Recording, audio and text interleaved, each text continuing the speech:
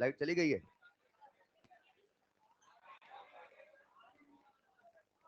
चलिए, तो प्यारे बच्चों स्टार्ट करें क्या? सबसे पहली बात, इस वीक आपका पेपर है, तो ये सप्ताह पूरा पेपर के सिलेबस के नाम लगा दीजिए। जो जो पेपर का सिलेबस है उसे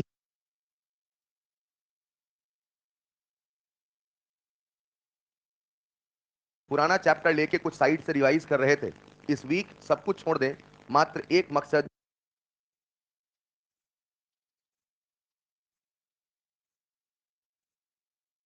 फिजिकल केमिस्ट्री में सॉल्यूशन कंप्लीट आएगा।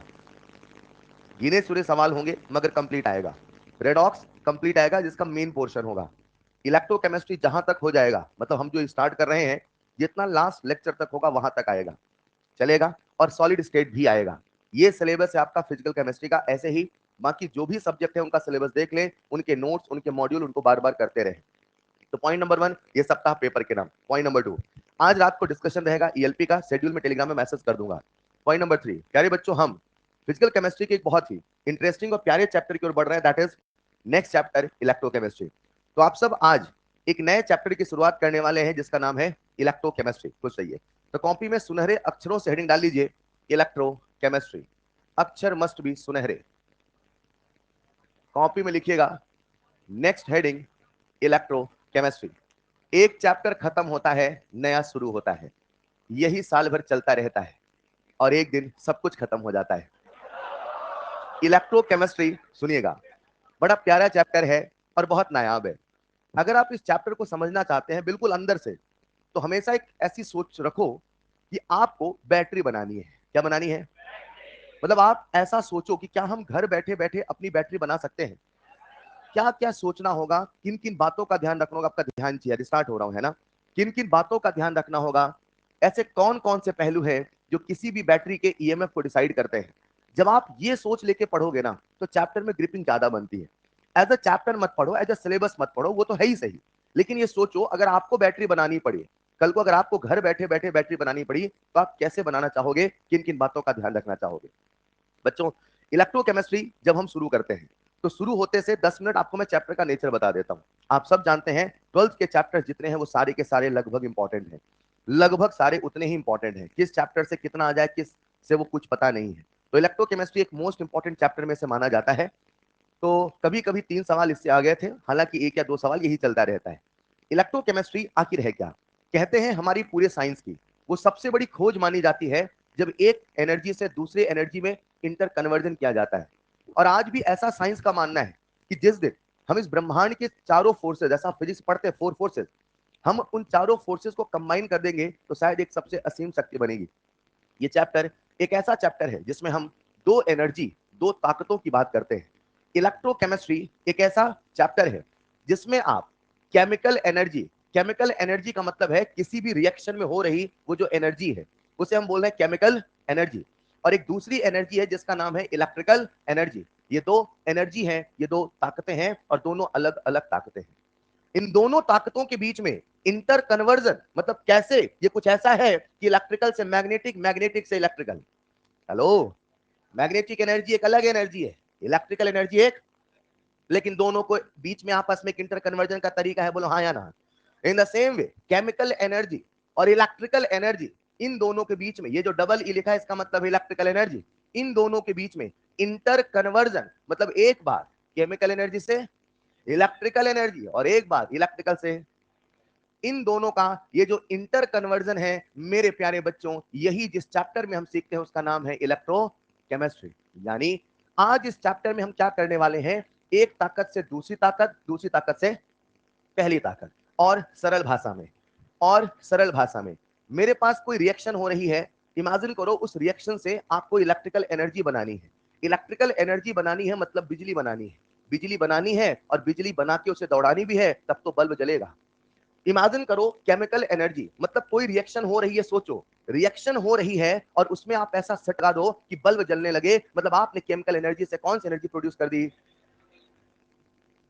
वो कैसे होगा, किन किन बातों का ध्यान रखेंगे, वो सब पे चर्चा करेंगे। और फिर जब हम दूसरे सेगमेंट में आते हैं तो इलेक्ट्रिकल एनर्जी से केमिकल एनर्जी, यानी एक बार जब हम बिजली बना लेंगे, जब हम इलेक्ट्रिकल एनर्जी बना लेंगे, उससे हम ऐसे रिएक्शंस को भी अंजाम देंगे जो अपने आप नहीं होती हैं। आप सब जानते हो दुनिया में दो तरह की रिएक्शन होती हैं, कुछ को कहते हैं स्पॉन्टेनियस, कुछ को कहते हैं स्पॉन्टेनियस जो अपने आप हो, और नॉन स्पॉन्टेनियस जो कभी नहीं होती, ऐसा नहीं है जो अपने आप नहीं होती हैं, उन्हें भी कराया जा।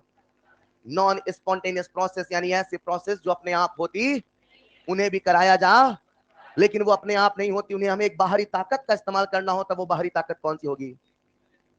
जो अपने आप हो रही है उससे हम बिजली बनाएंगे, और जो अपने आप नहीं हो रही उसी बिजली से उसे भी कराएंगे। हेलो, यही है इलेक्ट्रोकेमिस्ट्री। तो एक लाइन में कहूं तो क्या कहूंगा, एक ऐसी ब्रांच जिसमें हम इन दोनों के बीच में पढ़ते हैं इंटर कन्वर्जन, वही कहलाता है इलेक्ट्रोकेमिस्ट्री। ये जो पूरा का पूरा इंटर कन्वर्जन है, एक ऐसे उपकरण में होता है, एक ऐसे डिवाइस में होता है जिसका नाम है इलेक्ट्रोकेमिकल सेल। क्या नाम है? यानी इलेक्ट्रोकेमिकल सेल एक ऐसा डिवाइस है, एक ऐसा उपकरण है जिसमें हम केमिकल से इलेक्ट्रिकल और इलेक्ट्रिकल से केमिकल, इन दोनों का क्या करते हैं? इंटर। एक से दूसरा, दूसरे से पहला चलेगा, लेकिन लेकिन लेकिन हम एक बार में कोई एक ही एनर्जी का कन्वर्जन कर पाएंगे, चाहे तो केमिकल से इलेक्ट्रिकल, चाहे तो इलेक्ट्रिकल से।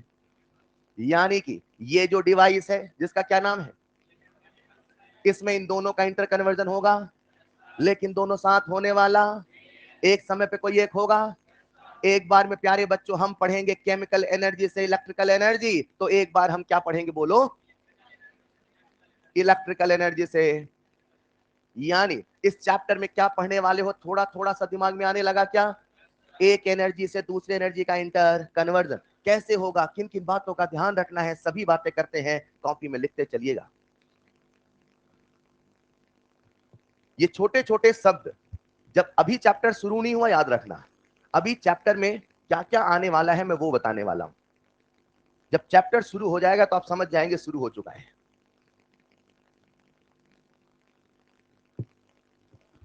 तो इलेक्ट्रोकेमिस्ट्री यानी केमिकल एनर्जी और इलेक्ट्रिकल एनर्जी, इन दोनों के बीच का इंटर कन्वर्जन, एक एनर्जी से दूसरी एनर्जी का किस प्रकार से इंटर कन्वर्जन होता है, यही जो चैप्टर हमें सिखाता है वही इलेक्ट्रोकेमिस्ट्री कहलाता है।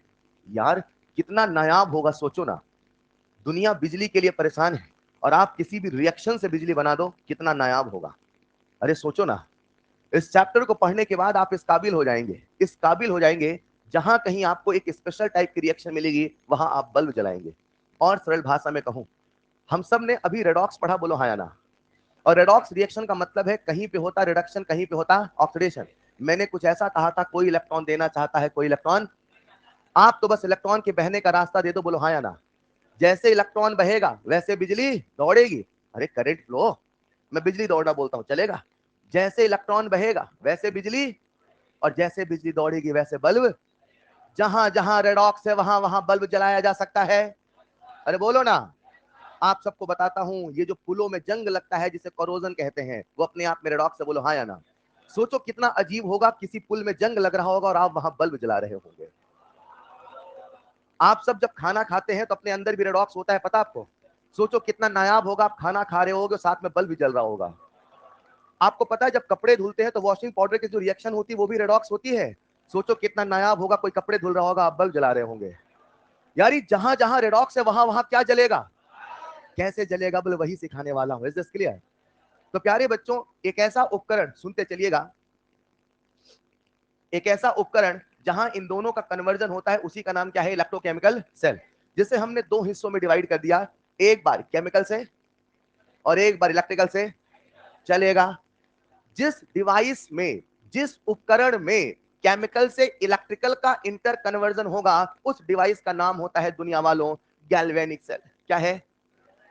लिखते चलिएगा साथ में थोड़ा सा, गैल्वेनिक सेल, जिसे कई दफा हम लोग वोल्टेक सेल के नाम से भी जानते हैं। यानी आप ऐसे कह सकते हो कि वोल्टेक सेल या गैल्वेनिक सेल एक ऐसा डिवाइस होगा जहां हम किसी भी केमिकल रिएक्शन से क्या बनाएंगे? बिजली। और वो जिस डिवाइस से बनाएंगे उसी डिवाइस का नाम क्या है? Galvanic cell. लेकिन जब वो बिजली बन जाएगी, उसी बिजली से हम मन चाहे काम करवाएंगे, और फिर वो जिस डिवाइस में होगा उसी का नाम होगा इलेक्ट्रोलिटिक सेल। यानी बच्चा दिमाग में एक ऐसा इमेज बना ले, किस चैप्टर में इलेक्ट्रोकेमिकल सेल जो कि मेन डिवाइस है उसको दो हिस्सों में तोड़ दिया, गैल्वेनिक सेल और इलेक्ट्रोलिटिक सेल। चलेगा? इन शब्दों को समझना, साफ साफ सवाल आया है बहुत पहले, इलेक्ट्रोकेमिकल सेल में क्या होता है, तो बच्चे कंफ्यूज होते हैं। इलेक्ट्रोकेमिकल सेल में दोनों का इंटर कन्वर्जन है, लेकिन हम इसे दो हिस्सों में पढ़ रहे हैं, एक बार ये एक बार, और इस डिवाइस का क्या नाम है, समझ पाए ना? ये ऐसे बता रहा हूं बेटा, टॉर्च, टॉर्च समझते हो ना? नहीं समझते हो? क्या करता है टॉर्च? है सोचना है, उसी प्रकार से बता रहा हूं। गैल्वेनिक सेल में क्या होगा, केमिकल एनर्जी से इलेक्ट्रिकल एनर्जी, और इसमें क्या होगा, इलेक्ट्रिकल से। लेकिन एक छोटा सा ट्विस्ट जरा सुनिएगा, जिन केमिकल रिएक्शन से इलेक्ट्रिकल एनर्जी प्रोड्यूस होंगी उन्हें एक शर्त से गुजरना होगा, और वो ये उन्हें रेडॉक्स होना। यानी गैल्वेनिक सेल में बिजली बना सकते हो, मगर केवल उन्हीं रिएक्शन से बना सकते हो जो रेडॉक्स नहीं है उनसे बिजली, दुनिया की हर रेडॉक्स रिएक्शन से बिजली बनाई जा। यानी गैल्वेनिक सेल में उन्हीं केमिकल रिएक्शन का इस्तेमाल है जो कैसी हैं। तो नीचे लिखना फर्स्ट पॉइंट, गैल्वेनिक सेल के इधर लिखा है गैल्वेनिक। तो गैल्वेनिक सेल एक ऐसा डिवाइस है जो केमिकल एनर्जी से इलेक्ट्रिकल एनर्जी बनाता है, मगर एक शर्त है, उस रिएक्शन को रेडॉक्स होना पड़ेगा। मैं इस चैप्टर की जो सबसे बड़ी अहम कहते हैं कि निचोड़ है, वो क्या है कि रेडॉक्स। और मैंने पहले ही कह दिया है कि दुनिया की हर रेडॉक्स रिएक्शन से बिजली बनाई जा सकती है। कैसे बनेगा, किन किन बातों का ध्यान रखना है, सब पे बातें करेंगे, अभी समझो क्या होने वाला है। Is this clear? लेकिन उस रेडॉक्स रिएक्शन को प्यारे बच्चों होना पड़ेगा स्पॉन्टेनियस। क्या होना पड़ेगा? अगर वो रिएक्शन स्पॉन्टेनियस नहीं है, मतलब अपने आप होती नहीं है, तो भले वो रेडॉक्स है, उससे बिजली नहीं बनाई जा सकती। सरल भाषा में, कोई अपने आप इलेक्ट्रॉन देगा, कोई अपने आप इलेक्ट्रॉन लेगा, तभी इलेक्ट्रॉन अपने आप फ्लो होगा, तभी बिजली दौड़ेगी। अगर वो स्पॉन्टेनियस नहीं है, वो रेडॉक्स रिएक्शन अगर स्पॉन्टेनियस, तो फिर आप उससे बिजली नहीं बना सकते। यानी गैल्वेनिक सेल में हम हमेशा कैसी रिएक्शन लेते हैं, रेडॉक्स। रुको, कंबस्शन रिएक्शन रेडॉक्स है कि नहीं है, बोलो ना। कैसी रेडॉक्स है, कॉम्बिनेशन। यानी कंबस्शन भी एक रेडॉक्स रिएक्शन है, यानी कंबस्शन से भी बल्ब जलाया जा सकता है। किसी को जला दो, बल्ब भी जलेगा। अरे मीथेन को जला दीजिए, साथ में बल्ब भी, दुनिया की हर रेडॉक्स रिएक्शन से बल्ब जलाया जा सकता है। अरे हाँ या ना? जरा सुनिएगा ध्यान से प्यारे बच्चों, तो जो भी गैल्वेनिक सेल में रिएक्शन है वो कैसी होनी चाहिए, और साथ में, लेकिन एट द सेम टाइम जो इलेक्ट्रोलिटिक सेल है, ये एक ऐसा डिवाइस है जो रिएक्शन अपने आप नहीं होती है, हाँ या ना? जो रिएक्शन अपने आप, उन्हें हम कराते हैं। उदाहरण के तौर पे मैंने आपके सामने लिखा NaCl। क्या लिखा? NaCl नमक, जानते हो? इसको रख दो कहीं पे, तो क्या ये अपने आप सोडियम और क्लोरीन में टूट जाता है? ये अपने आप होता है कि नहीं होता? ये प्रोसेस स्पॉन्टेनियस है कि नॉन स्पॉन्टेनियस? ये प्रोसेस मतलब ये अपने आप नहीं होता, तो क्या ये कभी नहीं होगा? इसे कराया जा, एक जोर का झटका दीजिए बिजली का, फिर देखिए कैसे होता है। नहीं समझे? कैसे होगा वो बात की बात, वही सीखने का विषय है। बट मैं कहना चाहता हूं, जो रिएक्शन अपने आप नहीं होती है उन्हें भी कराया जा। किस डिवाइस में कराओगे? इलेक्ट्रोलिटिक से। यानी यहाँ पे जो रिएक्शन है वो कैसी होनी चाहिए, रेडॉक्स, हाँ, मगर स्पॉन्टेनियस की नॉन स्पॉन्टेनियस? लिखिएगा, नॉन स्पॉन्टेनियस। इस पूरे चैप्टर में हम लोग इन्हीं दोनों एनर्जी का इंटर कन्वर्जन पढ़ने वाले हैं। एक एक करके पढ़ेंगे, समझते चलेंगे बच्चों। हाँ ये सच है, हम इस पूरे चैप्टर में इन्हीं दोनों डिवाइस के बारे में पढ़ने वाले हैं। लेकिन चैप्टर में केवल ये नहीं है, मैं इस पूरे चैप्टर को एज पर नीट सिलेबस 4 हिस्सों में डिवाइड करता हूं। कितने हिस्से, मतलब इस चैप्टर में मेन कितनी चीज है, 2, केमिकल से इलेक्ट्रिकल से, वही मेन हमें। लेकिन नीट के लिए मैंने कितने हिस्सों में डिवाइड किया? जब ये चैप्टर शुरू होगा तो सबसे पहले आपको पढ़ाऊंगा मैं टर्मिनोलॉजी। क्या पढ़ाऊंगा? जहां मैं आपको नए नए शब्दों से परिचय कराऊंगा। ये कुछ ऐसा है, बचपन में जब आप स्कूल गए तो बोले हमें अंग्रेजी बोलना सीखना है, ऐसा हुआ होगा आपके साथ। तो टीचर ने कहा होगा पहले बेटा कुछ शब्दों को याद करो, पहले याद करो गुड, गुड माने अच्छा, अरे हाँ या ना? फिर जब आप समझदार हो गए तो बोलने लगे आया मैं फलाना, हाँ या ना? कहने का मतलब क्या है, जब तक शब्द नहीं याद होंगे तब तक उसके पीछे का कंसेप्ट समझ में आने वाला। तो जब ये चैप्टर शुरू होगा मैं सबसे पहले क्या पढ़ाऊंगा? शब्दावली, टर्मिनोलॉजी। चलेगा? ये अंग्रेजी के शब्द नहीं है, केमिस्ट्री के, इलेक्ट्रोकेमिस्ट्री के शब्द हैं। Is this clear? जब आप टर्मिनोलॉजी पढ़ लोगे, जब आप शब्दों को समझना शुरू कर लोगे, तो फिर प्यारे बच्चों हम पढ़ेंगे गैल्वेनिक सेल, यानी हम बनाएंगे बिजली, हम जलाएंगे बल्ब। चलेगा? जब आप बिजली भी बना लोगे, मतलब बल्ब जलाना सीख जाओगे, बिजली को दौड़ाना सीख जाओगे, उसी बिजली से फिर प्यारे बच्चों हम कराएंगे मनचाहे काम, यानी हम पढ़ेंगे इलेक्ट्रोलाइटिक सेल। क्या पढ़ेंगे? इसे ऐसे समझते हैं, इमेजिन करते हैं आपको इलेक्ट्रोकेमिस्ट्री पढ़ना है, तो आपको अपनी एक दुकान खोलनी है। क्या खोलनी है? और दुकान खोलनी है बैटरी की। किसकी खोलनी है? और बैटरी, आपकी दुकान का नाम है मनचाही बैटरी। क्या नाम है? मतलब आप बैटरी नहीं बनाते, आप मनचाही बैटरी बनाते हैं। एक होता है बैटरी बनाना, एक होता है मनचाही बैटरी बनाना। तो आप बैटरी तो बना ही रहे, मगर कैसी बना रहे हो? मनचाही। What do you mean by मनचाही सर? मनचाही से मेरा मतलब है, समझते हैं, एक बंदा आपके दिमाग एक दुकान में आया, उसने कहा कि भाई साहब ये बैटरी दे दीजिए, तो आपने बैटरी बेच दिया। वो घर गया, बोले यार ये तो बैटरी जो है वो 10 वोल्ट ही काम कर रही है, ये बैटरी जो है वो 10 वोल्ट ही काम। तो आपने बैठे बैठे अपने दुकान से उसको फोन में कुछ ऐसा बोला, उसने कुछ ऐसा मिलाया कि बैटरी अचानक से 10 वोल्ट से हो गई 100 वोल्ट। कितनी हो गई? आपने कहा, उसने कहा कि भाई साहब 100 से भी काम नहीं करने वाला, हमारे यहाँ 220 वोल्ट का सप्लाई, आप कुछ और बढ़वाओ। आपने कहा ऐसा करो, ये कर दो, ये भी हो जाएगा। तो आप बैटरी नहीं बना रहे, क्या बना रहे? मतलब आपका जो दुकान का स्लोगन वैसा, एक बार खरीदिए, मन चाहिए जगह यूज करिए। इसका मतलब क्या है? सुनो, सबसे पहले हम क्या पढ़ेंगे? टर्मिनोलॉजी। फिर उसके बाद क्या पढ़ेंगे? Galvanic cell. फिर क्या पढ़ेंगे? जब हम सारी चीजें इस चैप्टर की सीख जाएंगे, तो हम निकलेंगे मार्केट के सर्वे में। कहां निकलेंगे? देखेंगे मार्केट में बिक क्या रहा है, भाई साहब कोई हमसे अच्छी बैटरी तो नहीं बना रहा है। तो जब हम मार्केट के सर्वे में निकलेंगे, तो हम पढ़ेंगे वहां पे मार्केट की बैटरी, जिसे हम कहते हैं कमर्शियल बैटरी। क्या कहते हैं? तो जो चैप्टर का आखिरी हिस्सा होगा, दैट इज द बैटरीज, या मैं यहाँ पे आपको करोजन भी पढ़ाऊंगा। Is this clear? दिमाग में ओवरव्यू बना लो, हम कितने हिस्सों में चैप्टर पढ़ने वाले हैं? 4। हर हिस्सा अपने आप में इंपॉर्टेंट है, हर हिस्से सवाल आता है। हाँ, आप सब जानते हो सबसे ज्यादा इंपॉर्टेंट यही है, लेकिन सवाल हर हिस्से से आता है। Is this clear? एक बार लिख लीजिएगा। तो क्या आप सब पढ़ने को तैयार हैं? शुरू करें इलेक्ट्रोकेमिस्ट्री। तो अपने इस चैप्टर का एक सिंपल सा लक्ष्य है, अपने को तो बिजली बनानी है और बना के दौड़ानी है, और जैसे बिजली दौड़ेगी वैसे बल्ब चलेगा। चलेगा? आइए, तो चैप्टर की कहानी शुरू होती है टर्मिनोलॉजी से। बहुत ध्यान से सुनते चलना, ठीक है? एक एक चीज शुरू से जोड़ूंगा ताकि लास्ट तक समझे। और मैं फिर कह दूं, मैं रेडॉक्स से लेके चल रहा हूं इलेक्ट्रोकेमिस्ट्री के आखिरी लेक्चर तक। मतलब रेडॉक्स की जो पहली लेक्चर की कहानी है वो आखिरी लेक्चर तक आने वाली है। समझते चलना, सुनते चलना, ठीक है? और हमेशा की तरह मैं आपसे 2 ही चीज डिमांड करूंगा, क्लास और होमवर्क। हेलो, सवाल अटेम्प्ट करिए, करिए, धीरे धीरे बनेंगे, बस आप करते चलिए, ठीक है? तो सबसे पहले क्या शुरू करने वाले? टर्मिनोलॉजी। इस चैप्टर का सबसे पहला शब्द जो आप सबके सामने आ रहा प्यारे बच्चों, उसका नाम है इलेक्ट्रोलाइट। कॉपी में लिखिएगा, फर्स्ट वर्ड इलेक्ट्रोलाइट। अरे यार, ये तो सुना सुना लग रहा, क्या ये वही है जो हम जानते थे? देखते हैं, लिखिएगा।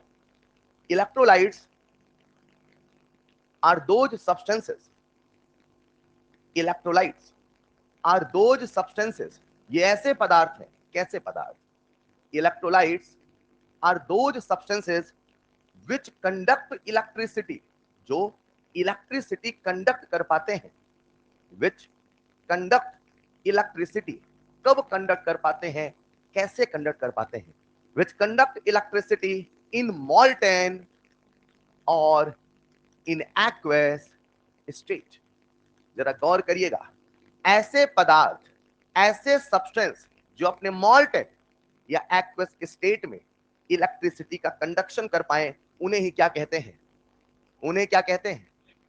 इलेक्ट्रोलाइट ऐसे सब्सटेंस होते हैं जो जब मॉल्टेन फॉर्म में या एक्वस में मिलाए जाते हैं, उनसे होकर बिजली दौड़ने लग जाती है, वही कहलाते हैं, वही कहलाते हैं। एक सबसे फेमस एग्जांपल आप सबके सामने है प्यारे बच्चों, NaCl। जरा देखना, NaCl को मैंने मॉल्टेन फॉर्म में लिया। किस फॉर्म में? जब भी किसी भी सब्सटेंस को, इलेक्ट्रोलाइट को मॉल्टेन फॉर्म में लेते हैं, तो ये अपने फ्री आयंस में टूट जाते हैं। किस में टूट जाते हैं? ये आयन नहीं है, क्या है ये? मतलब अब ये मुक्त हैं, अब ये फ्री हैं, अब ये मूव कर सकते हैं। रुकना जरा, इतना तो आप सब समझते हो कि जब भी करंट का फ्लो कराना है, किसका फ्लो? किसका फ्लो? तो हमें चाहिए होंगे कैरियर्स। क्या चाहिए होंगे? जो करंट को एक जगह से दूसरी जगह लेके जाएं, और जो करंट को फ्लो कराने के कैरियर है वही कहलाते हैं शायद चार्ज पार्टिकल। बोलो हाँ या ना? जो इलेक्ट्रॉन हो सकता है, जो प्रोटॉन हो सकता है, जो कैटायन हो सकता है, जो एनायन हो सकता है। आप सब जानते हैं current is nothing but flow of charge. बोलो ना यार। जब भी ऐसे सब्सटेंसेस को जिनका नाम इलेक्ट्रोलाइट है, जब उन्हें मोल्टेन या एक्वस फॉर्म में रखा जाता है, मोल्टेन या एक्वस फॉर्म में वो अपने फ्री आयंस में टूट जाते हैं। कहां टूटते हैं? मतलब उनके अंदर आयन थे मगर वो पहले बॉन्डेड फॉर्म में थे। जब उन्हें मोल्टेन और एक्वस में रखा जाता है वो आयन फ्री हो जाते हैं, और यही फ्री आयन जब मूव करते हैं तो कौन दौड़ती है? बिजली। नहीं समझे? इलेक्ट्रोलाइट ऐसे सब्सटेंस है जिनसे क्या फ्लो होता है? क्या फ्लो होता है? क्या कंडक्ट क्या होता है? इलेक्ट्रिसिटी। क्यों होता है? Because they have free ion. लेकिन next point, because they have free ions, क्योंकि उनके पास कौन है प्यारे बच्चों? Free ion. गौर फरमाइएगा, मैंने आयंस नहीं बोला। क्या बोला? इसे एक छोटे से एग्जांपल से समझते हैं। मैंने आप सबके सामने लिखा सॉलिड NaCl। क्या लिखा? Solid NaCl। मुझे बताओ ये कंपाउंड आयोनिक है कि कोवेलेंट? तो क्या इसके अंदर आयन है? तो क्या ये इलेक्ट्रोलाइट है? ये इलेक्ट्रोलाइट नहीं है। याद रखना, इलेक्ट्रोलाइट वो नहीं जिनके अंदर आयन है, इलेक्ट्रोलाइट वो है जिनके अंदर फ्री आयन है। आयन का होना जरूरी, क्या होना जरूरी है? और ये फ्री कब होते हैं? ये फ्री तब होते हैं जब इन्हें या तो मोल्टेन फॉर्म में ले आओ या तो इन्हें पानी में ले आओ। क्यों ऐसा होता है बताऊंगा। अभी तो मैं शब्द का परिचय दे रहा हूं, पहले शब्द का मतलब समझो। अभी हम क्या पढ़ रहे हैं? शब्दों का मतलब सीखो, उनके पीछे की गहराई को भी समझेंगे। Is this clear? लिखिएगा नेक्स्ट पॉइंट इस तरह बना के, solid NaCl, solid NaCl is also having ions। जो सॉलिड NaCl है उसके पास भी आयंस हैं, but it is not electrolyte. लेकिन वो इलेक्ट्रोलाइट नहीं है। But it is not electrolyte. क्यों नहीं है? Because they do not have free ions. लिख लीजिएगा, because they do not have free ions. मतलब बच्चा दिमाग में एक इमेज बना ले। दुनिया में कुछ ऐसे भी पदार्थ होते हैं जिन्हें जब मोल्टेन या एक्वस फॉर्म में मिलाया जाता है अपने फ्री आयन में टूट, और यही फ्री आयन जब मूव करते हैं तो कौन दौड़ती है? बिजली। यानी अगर कंडक्शन कराना है, अगर बिजली को दौड़ाना है तो हमें क्या चाहिए? Free ion. आयन नहीं चलेगा। हमारे आसपास जितने भी इलेक्ट्रोलाइट हैं आपने सुना है, लेकिन जरा गौर सुनना इस चैप्टर के हिसाब से। जब आयनिक पढ़ाऊंगा तो कुछ और बताऊंगा, आज पढ़ा रहा हूं कुछ और बता रहा हूं। जितने भी इलेक्ट्रोलाइट होते हैं आप सब जानते हैं, इन्हें दो कैटेगरी में डिवाइड किया जा सकता है। मैंने सॉल्यूशन चैप्टर में भी ऐसा कुछ बोला था। एक कैटेगरी है जिसको बोलते हैं, बहुत बढ़िया पढ़ा पढ़ा लग रहा क्या? और एक कैटेगरी से बोलते हैं, आओ जरा देखते हैं, मुझे बताओ स्ट्रॉन्ग इलेक्ट्रोलाइट कौन होते हैं? स्ट्रॉन्ग होते हैं जिनका अल्फा लगभग 1। बोलो ना यार। और वीक इलेक्ट्रोलाइट कौन होते हैं? जिनका alpha less than 1।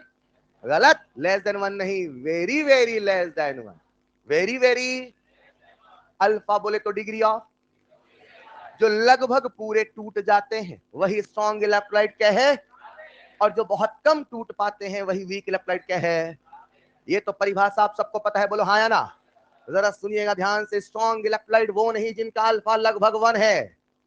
Strong electrolyte जिनका अल्फा लगभग, स्ट्रॉन्ग इलेक्ट्रोलाइट वो है जिनका अल्फा कंसंट्रेशन के बदलने से बदलता नहीं। समझे? अच्छा, कंसंट्रेशन के बदलने से अल्फा बदल भी जाता है। कंसंट्रेशन के बदलने से अल्फा बदल भी, मगर जो स्ट्रांग होते हैं उनका अल्फा कभी भी बदलने वाला। बहादुर वो नहीं जो समंदर तैर के पार करते हैं, बहादुर तो वो है जिनकी कश्तियां तूफानों में भी नहीं डूबती। ये स्ट्रॉन्ग इलेक्ट्रोलाइट है। कैसा है ये? मतलब इसका अल्फा 1 है, बस ये सच नहीं है, इसका अल्फा 1 है और लगभग हमेशा ही 1 रहने, परिस्थितियों के बदलने से बदलने वाला। लेकिन इसका अल्फा परिस्थितियों के बदलने से बदल, आज कभी वेरी वेरी लेस देन 1 है, देखना कभी वीक स्ट्रॉन्ग के जैसा भी बन जाएगा। लेकिन ये बदलने वाला, क्योंकि ये सही मायनों में बहादुर है।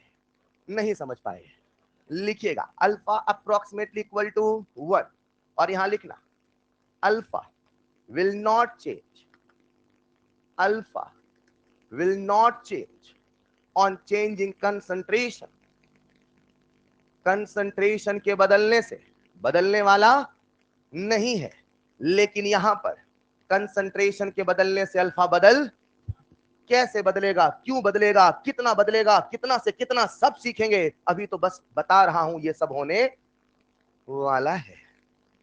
लिख लिया होगा सबने, alpha will not change on changing concentration और यहां लिखिएगा alpha will change on changing concentration, यानी जो वीक इलेक्ट्रोलाइट हैं उनके नखरे हो सकते हैं, लेकिन जो स्ट्रॉन्ग इलेक्ट्रोलाइट हैं वो बदलने वाले नहीं है। बच्चों आप सब इतना तो जानते हो ना, जितने भी स्ट्रॉन्ग एसिड होते हैं वो सब के सब, जितने भी स्ट्रॉन्ग बेस होते हैं सब के सब, जितने भी सॉल्ट होते हैं सब के सब स्ट्रॉन्ग इलेक्ट्रोलाइट होते हैं। अब ये मत कहना मुझे फिर से बताना पड़ेगा स्ट्रॉन्ग एसिड कौन होते हैं, उन 6 के अलावा जो आएगा, उन 6 के अलावा जो आएगा यहां पे, अच्छा यहां पे 6 तो नहीं था ना, भूल गए क्या? अगर कोई भूल गया तो यहां लिख देना रिवाइज सॉल्यूशन। जैसे जैसे हम आगे बढ़ते जाएंगे अंत में बोलूंगा रिवाइज होल केमिस्ट्री, ठीक है? और जरा alpha will change on changing concentration, आप सब जानते हैं वीक एसिड, जानते हो ना यार, वीक बेस बोलो हाँ या ना। अच्छा को वीक सॉल्ट भी तो होता है, स्ट्रॉन्ग स्ट्रॉन्ग, अच्छा सॉल्ट्स कभी भी weak, all salts are strong electrolyte without a single exception. मैंने एक वर्ड बोला विदाउट अ सिंगल, अगर कभी मैं सॉल्ट मिलाऊंगा तो याद रखना वो लगभग पूरा टूट किसमें, फ्री आयन में। कौन टूटेगा, क्यों टूटेगा, क्योंकि वो इलेक्ट्रोलाइट है, क्या है वो, क्यों है वो, क्योंकि वो है ऐसा, समझे? मतलब जब सॉल्ट को पानी में मिलाया जाएगा अपने फ्री आयन में टूट, तो पानी के अंदर होंगे फ्री आयन, बोलो ना, जैसे फ्री आयन फ्लो करेंगे वैसे कंडक्शन भी होगा, वैसे बिजली दौड़ेगी। अरे हाँ या ना? एक मजे की बात बताऊं क्या, जब भी कभी, क्या बोला मैंने, पानी में इलेक्ट्रोलाइट मिलाया जाता है, जब भी कभी वो अपने फ्री आयन में टूट, अरे प्यारे बच्चों ये जो सॉल्यूशन बन के आया इसी का नाम इलेक्ट्रोलिटिक सॉल्यूशन कहलाता है। क्या कहलाता है? सुनो, ये इलेक्ट्रोलिटिक सॉल्यूशन है। तो कभी कभी कुछ किताबें कुछ सवाल इसे आयोनिक सॉल्यूशन के नाम से भी पुकारते हैं, कंफ्यूज मत होना। कितने शब्द अभी हमने पढ़े? एक। पहला शब्द, पहला शब्द, अभी अपने को शब्द याद करने होंगे, शब्द नहीं याद होंगे तो अंग्रेजी की बात नहीं बना पाओगे, बता रहा हूं। इंग्लिश बोलनी है ना क्या इलेक्ट्रोकेमिस्ट्री की, तो अपने को शब्द याद करने पड़ेंगे। पहला शब्द याद हो गया?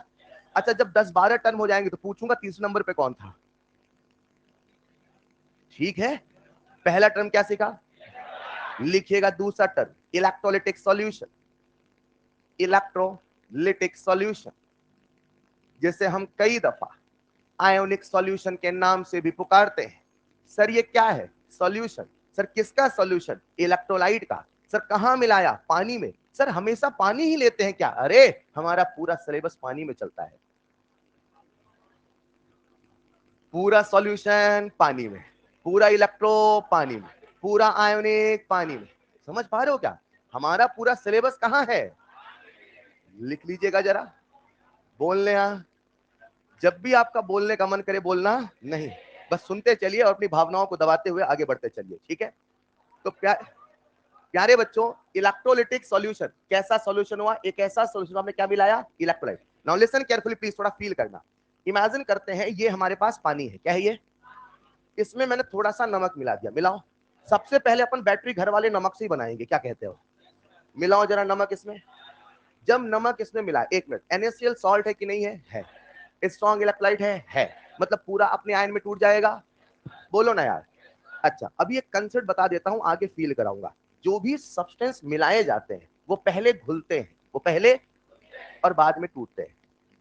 वो पहले और बाद में आपने क्या मिलाया? नमक, NaCl। वो पहले पानी में घुला, वो पहले पानी में, और जब घुल गया तो फिर अपने फ्री आयन में। सुनना ध्यान से, कोई पूरा घुले कोई पूरा ना घुले, यह संभव है।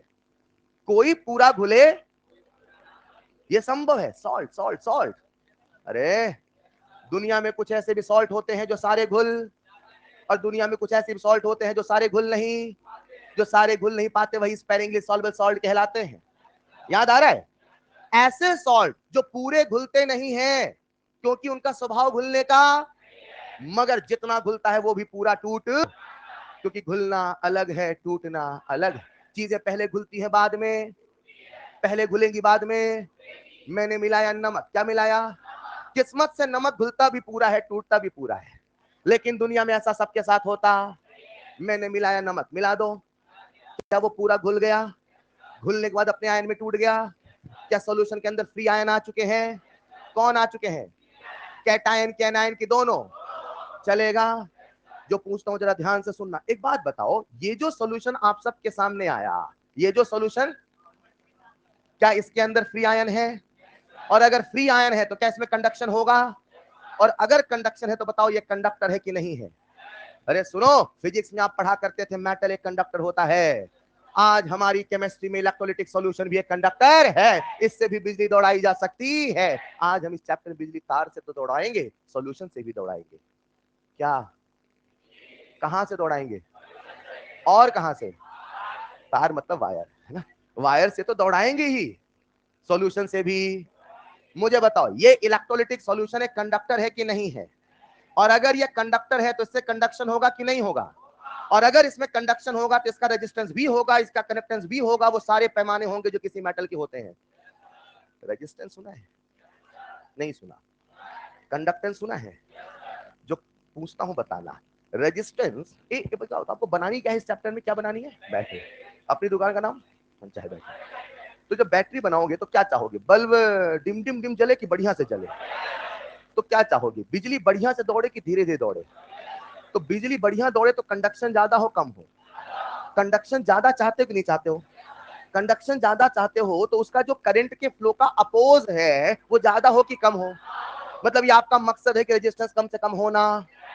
रुको, ये मेरे पास सॉल्यूशन है, सबको दिख रहा है? इस सॉल्यूशन के अंदर फ्री आयन है, दिख रहे हैं?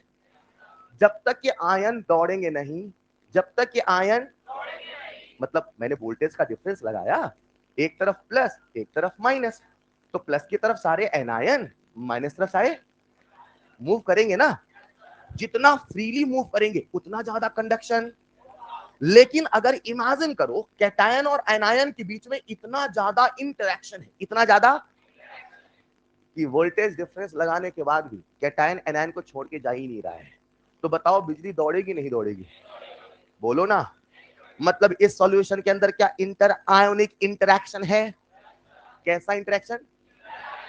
मतलब आयन आयन के बीच का अट्रैक्शन। मैं हमेशा इंटरेक्शन बोलता हूं, लेकिन मेरा मतलब है, सॉल्यूशन में बोल दिया ना, जब भी बोलूं मैं इंटरेक्शन तो मेरा मतलब है क्या यहां पे आयन आयन के बीच में इंटरेक्शन है? क्या उसके बीच में अट्रैक्शन है? अगर आयन आयन के बीच में अट्रैक्शन बहुत ज्यादा होगा तो आयन का फ्लो मुश्किल होगा कि आसान होगा? आयन का फ्लो मुश्किल होगा तो कंडक्शन ज्यादा कि कम होगा? आप कंडक्शन ज्यादा चाहते हो कम चाहते हो? तो इंटरेक्शन उसके बीच में कम होना चाहिए कि ज्यादा होना चाहिए? इंटरेक्शन। बोलो ना। यानी जो भी इलेक्ट्रोलिटिक सॉल्यूशन बनाएंगे उसमें आयन आयन के बीच में इंटरेक्शन होगा। इसका क्या नाम था मैंने? इंटर आयोनिक इंटरेक्शन से रेजिस्टेंस आता है कि नहीं आता? इंटर आयोनिक इंटरेक्शन से रेजिस्टेंस आता है। रेजिस्टेंस क्या है? करंट का फ्लो आसान कि मुश्किल? तो आई आई आई से क्या आ रहा? तो आई आई आई ज्यादा चाहिए कि कम चाहिए? चलेगा? ये सुनो ना, इलेक्ट्रोलिटिक सॉल्यूशन कंडक्टर है, क्या उसमें भी रेजिस्टेंस है? रेजिस्टेंस का कारण इंटर आयोनिक। लिखते चलना, नेक्स्ट पॉइंट लिखना इलेक्ट्रोलिटिक सॉल्यूशन और आयोनिक सॉल्यूशन, उसके बगल लिखना first point conductor, second point I I I एक बार इसका फुल फॉर्म लिख लेना चाहे तो, इंटर आयोनिक इंटरैक्शन। अभी टर्मिनोलॉजी चल रहा है और चल रहा है दूसरा टर्म, इंटर आयोनिक इंटरैक्शन से रेजिस्टेंस आता है। एक कॉमन सेंस का सवाल पूरी क्लास से पूछता हूं, पूछ लूं। फिजिक्स में आपका ये हो गया क्या, ये वाला पार्ट? ये करंट रेजिस्टेंस अभी नहीं हुआ है, चलो ठीक है। ऐसे बताओ, इतना तो याद होगा शायद आपको, एक वर्ड होता है सुपर कंडक्टर। सुपर कंडक्टर शायद कहते हैं कि बहुत कम टेम्परेचर, 0 केल्विन, ऐसा सुना है कुछ क्या? अगर ये जो मेटल की वायर यहाँ पे कंडक्शन कर रही है, मेटल की वायर तो होंगी ही, अगर मैं टेम्परेचर बढ़ाऊं, टेम्परेचर टेम्परेचर तो इन मेटल की वायर का रेजिस्टेंस बढ़ेगा कि घटेगा? और अगर टेम्परेचर घटाऊं तो? मतलब ये जो मेटल है ये कंडक्टर है कि नहीं है? बोलो ना। इनके अंदर रेजिस्टेंस है कि नहीं है? इनका रेजिस्टेंस टेम्परेचर के बढ़ाने से बढ़ता है कि घटता है?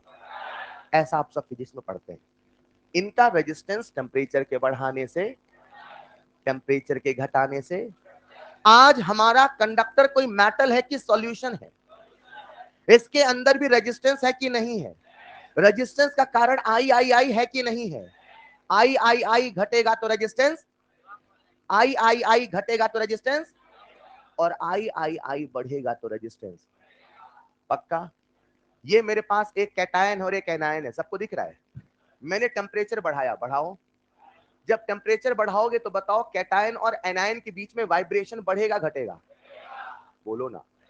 टेम्परेचर के बढ़ने से वाइब्रेशन, और वाइब्रेशन बढ़ेगा तो दोनों के बीच में इंटरेक्शन घटेगा कि बढ़ेगा? इंटरेक्शन। टेम्परेचर के बढ़ाने से, टेम्परेचर के, क्या दोनों आयन के बीच में इंटरेक्शन घट रहा है?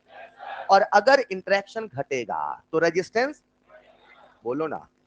चलो मैं लिख देता हूं, अगर आपको नहीं दिखाई दे रहा है तो यहां लिख देता हूं। मैंने टेम्परेचर बढ़ाया, टेम्परेचर, तो वाइब्रेशन आयंस के बढ़े कि घटे? बोलो। वाइब्रेशन बढ़े तो अट्रैक्शन घटा कि बढ़ा? अट्रैक्शन। यानी आई आई आई घटा कि बढ़ा? और आई आई आई घटेगा तो रेजिस्टेंस, रेजिस्टेंस। यानी टेम्परेचर के बढ़ाने से आज इस वाले सॉल्यूशन में रेजिस्टेंस घटता है कि बढ़ता है? लेकिन मेटल में टेम्परेचर बढ़ाने से रेजिस्टेंस और घटाने से, लेकिन आज इस सॉल्यूशन का टेम्परेचर बढ़ाने से रेजिस्टेंस। मतलब कल को आपकी दुकान से कोई बैटरी लेके जाए, बोले भैया बल्ब तो बहुत लुक लुक करके जल रहा है, आप कहना अरे बैटरी को रख दो गैस के ऊपर। कहां रख दो? ऐसी मजाक में कह रहा हूं पर आप लॉजिक को समझना। बैटरी, ऐसा नहीं, सच में ऐसा करना है। बैटरी को रख दो गैस के, जलेगी बैटरी, जलेगा बल्ब। नहीं समझे? समझे कि नहीं समझे? जलेगी बैटरी, जलेगा। जब आप उसको गैस के ऊपर रखोगे तो टेम्परेचर बढ़ेगा, और टेम्परेचर बढ़ेगा तो रेजिस्टेंस, रेजिस्टेंस कम होगा तो कंडक्शन ज्यादा होगा, करंट ज्यादा फ्लो होगा। बोलो ना यार। करंट ज्यादा फ्लो होगा तो बल्ब की ब्राइटनेस बढ़ेगी। नहीं समझे? तो वही मैंने कहा, जलेगी बैटरी, जलेगा। हेलो। मतलब फिलहाल आपके मन में ये फील आया कि नहीं आया जो मैंने बोला? मतलब मैं किसी भी एक लाइन बोलता हूं, समझ में आया तो बताना। मैं किसी भी इलेक्ट्रोलिटिक सॉल्यूशन, क्या बोला, कि कंडक्टेंस को कंट्रोल कर सकता हूं, कि रेजिस्टेंस को कंट्रोल कर सकता हूं, रेजिस्टेंस को बढ़ाया भी जा सकता है। और समझ पा रहे हो क्या? अब सुविधा अनुसार जो जैसा लगे वैसा करेंगे, लेकिन अभी इतना समझ में आता है किसे बदला जा। बच्चों, एक दिन हमें कुछ ऐसा पता चला जो बहुत ही नायाब था। जानते हो क्या? कई सालों की रिसर्च के बाद यह पता चला कि जो इलेक्ट्रोलिटिक सॉल्यूशन होता है, जो इलेक्ट्रोलिटिक, वो ओम्स लॉ को फॉलो करता है। किसे फॉलो करता है? और जिस दिन हमने ये जाना, ऐसा लगा जैसे पूरी फिजिक्स केमिस्ट्री में उतर आई। एक इलेक्ट्रोलिटिक सॉल्यूशन किसे फॉलो करता है? और अगर ये ओम्स लॉ को फॉलो करता है तो ओम्स लॉ के सारे कंसेप्ट यहां लगाए जा सकते हैं। एक मिनट, एक मिनट, ओम्स लॉ याद आ रहा है क्या?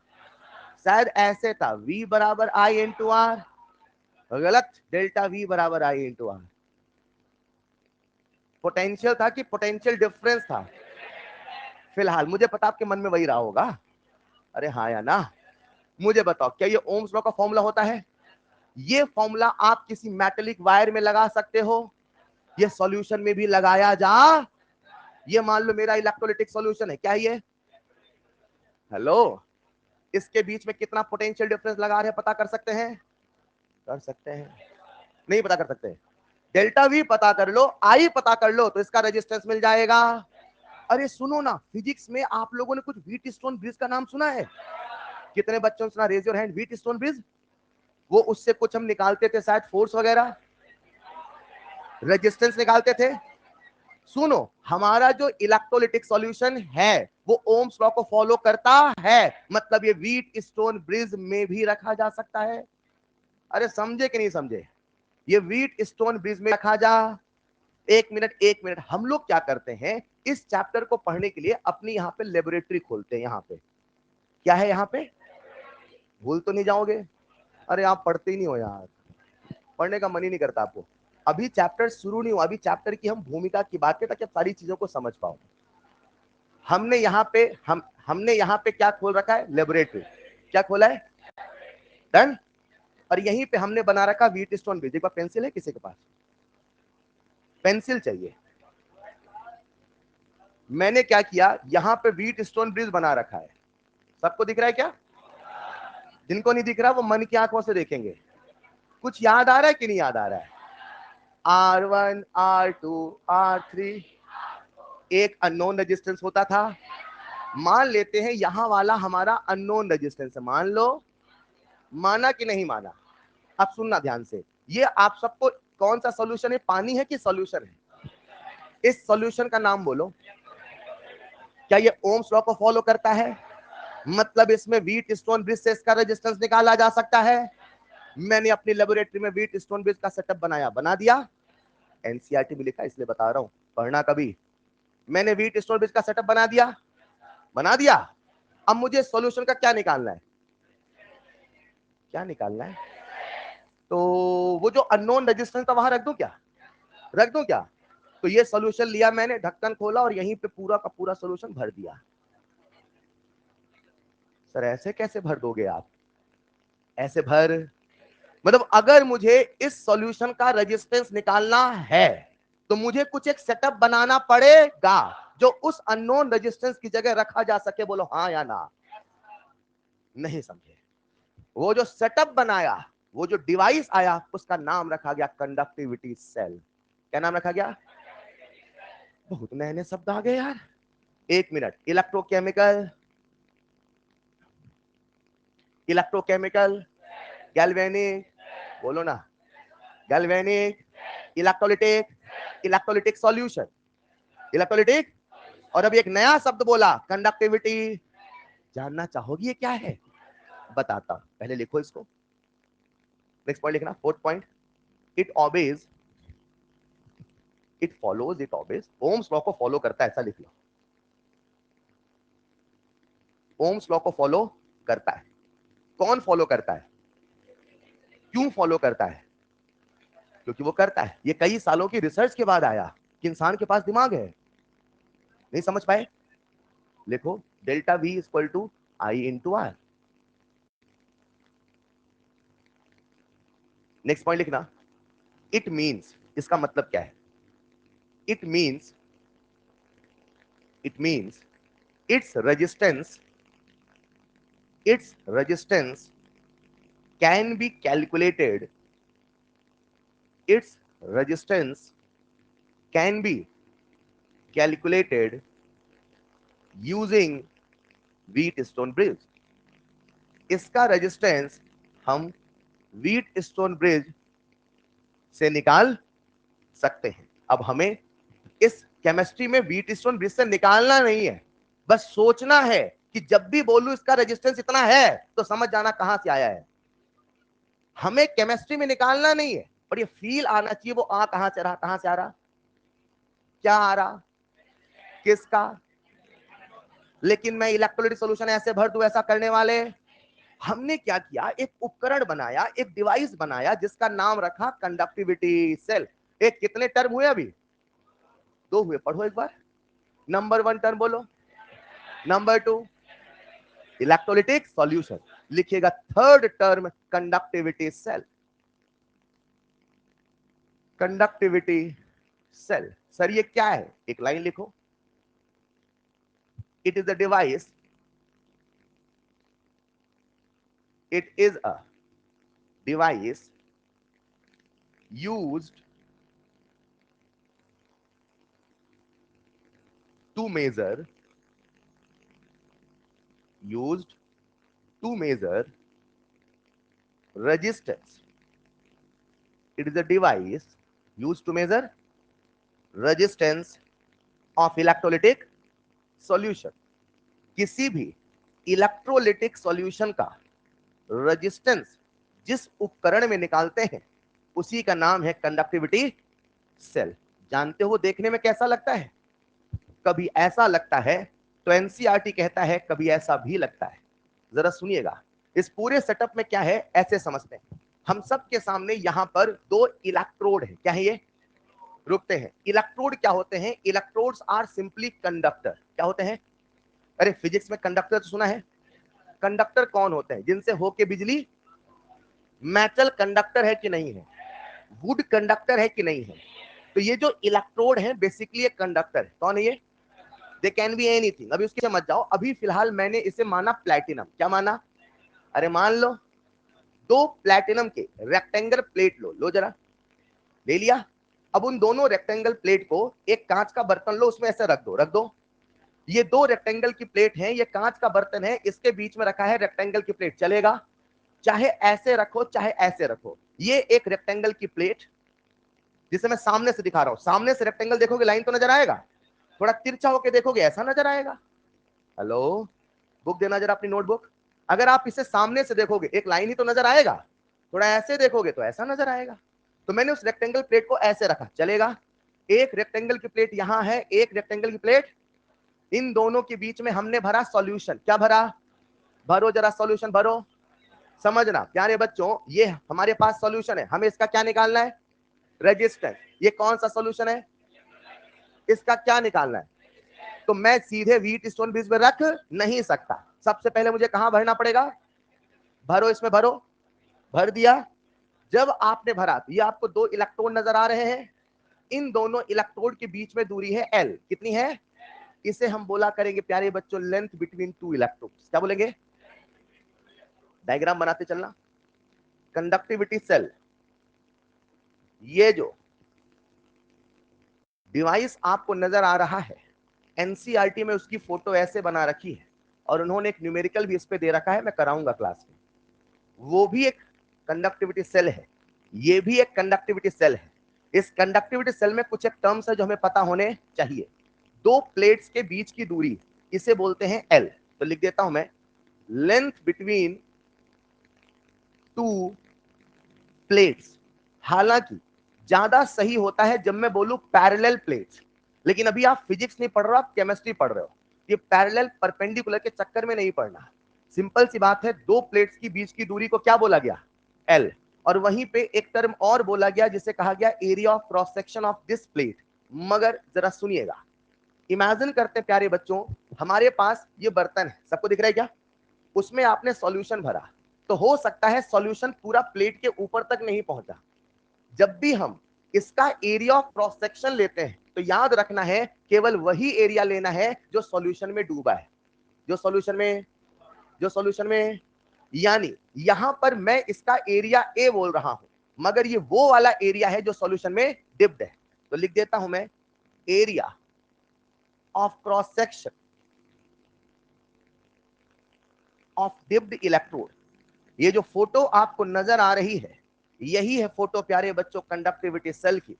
सर ये क्या है? एक डिवाइस है। सर इससे हम क्या निकालते हैं? रेजिस्टेंस। सर किसका निकालते हैं? सॉल्यूशन का। सर कैसा सॉल्यूशन? Electrolytic solution. इसमें दो शब्द आप सबको अच्छे से याद होने चाहिए, एक L और दूसरा A। जब लेंथ और एरिया का रेशियो निकाला जाता है तो प्यारे बच्चों इसे हम लोग कहते हैं L/A और इसे कहते हैं सेल कांस्टेंट। क्या कहते हैं? सच में इसका नाम सेल कांस्टेंट नहीं, इसका नाम है कंडक्टिविटी सेल कांस्टेंट। क्या नाम है? लेकिन लिख लीजिएगा थर्ड पॉइंट, L/A यानी कि सेल कांस्टेंट, L/A यानी कि सेल कांस्टेंट। एक सवाल पूरी क्लास से पूछ रहा हूं कॉमन सेंस का, पहले लिख लो।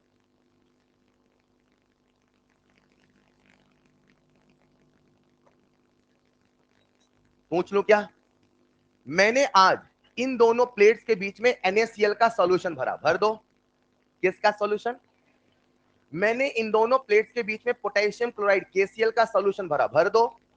मैंने इन दोनों प्लेट के बीच में सोडियम सल्फेट का सॉल्यूशन भरा, भर दो। सॉल्यूशन बदल रहा, मगर बताओ L/A बदलेगा कि नहीं बदलेगा? एक लाइन बोलता हूं, समझ में आया तो हाँ कहना, बोल दो क्या?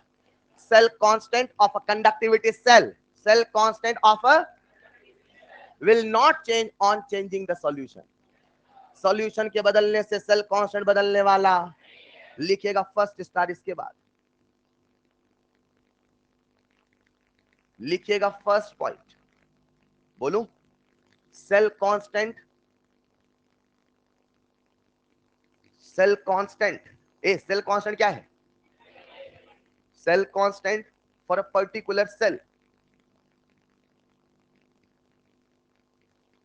Cell constant for a particular will not change,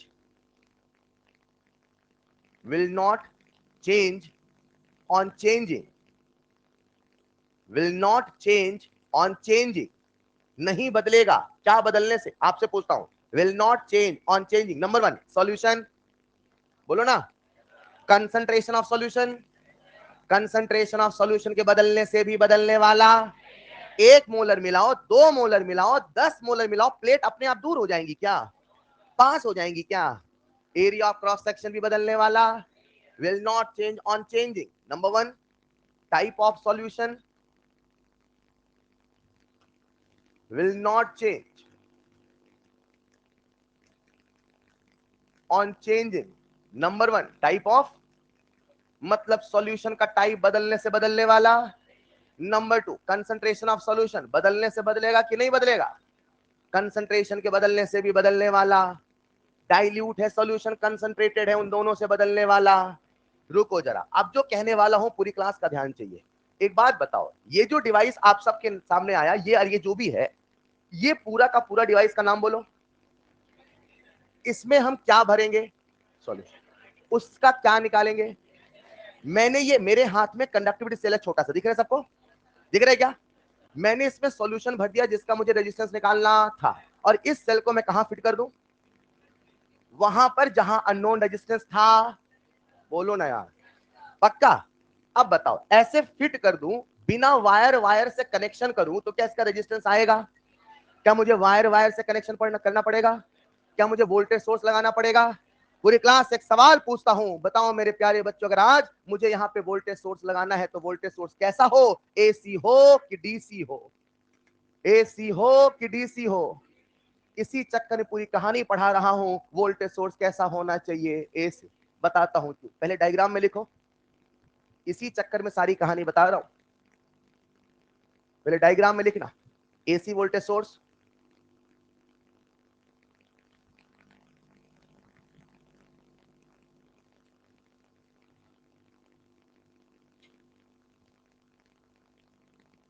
नीचे लिखना ट्रिपल स्टार बना के point.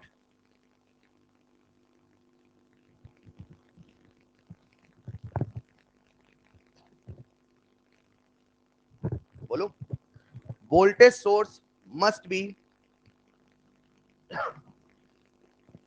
Voltage source must B AC source. इस कंडक्टिविटी सेल में जो वोल्टेज सोर्स है वो कैसा होना चाहिए? सवाल है, ऐसा क्यों सर? डीसी होगा तो क्या होगा? डीसी होगा तो, मुझे पता है अभी आप लोगों ने चैप्टर पढ़ना शुरू किया है, लेकिन मैं आपसे एक बात कहना चाहता हूं, ये मानते हुए कि आपने कभी चैप्टर का नाम सुना तो जरूर है। एक बात कर रहा हूं, याद आए तो हाँ कहना। आप लोगों ने ऐसा कुछ सुना होगा, चलो समझते हैं। इमेजिन करते हैं मेरे सामने बर्तन है, क्या है ये? आ जाओ पूरी क्लास।